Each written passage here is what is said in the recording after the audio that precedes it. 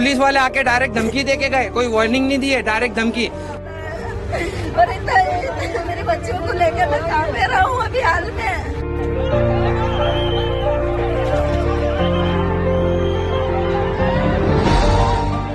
આક્રોશ, આક્ષેપ અને આશરો ગુમાવનારના ચોધાર આંસુથી જાણે હળબળી ઉઠ્યો ચંડોળાનો આ વિસ્તાર।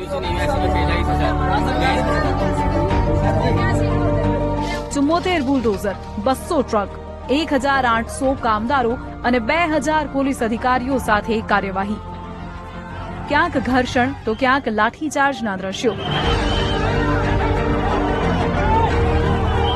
આ વચ્ચે ભાસ્કર નોંધારા બનેલા પરિવારો પાસે પહોંચ્યું તો કોઈક જે સામાન મળ્યો તે લઈને ભાગતા જોવા મળ્યા,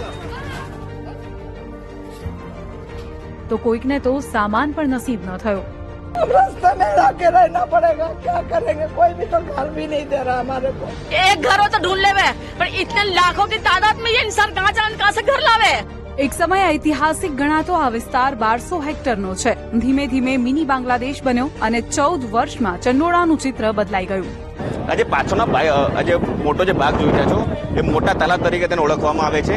તેની આસપાસ મોટા ભાગનું એન્ક્રોચમેન્ટ કરવામાં આવેલું છે। આપ પાછળની ભાગ જોશો તો આયરું છોટા તલાવ તરીકે આ વિસ્તારને ઓળખવામાં આવે છે। તેની આખો વિડીયો જોવા માટે ડાઉનલોડ કરો દિવ્ય ભાસ્કર એપ।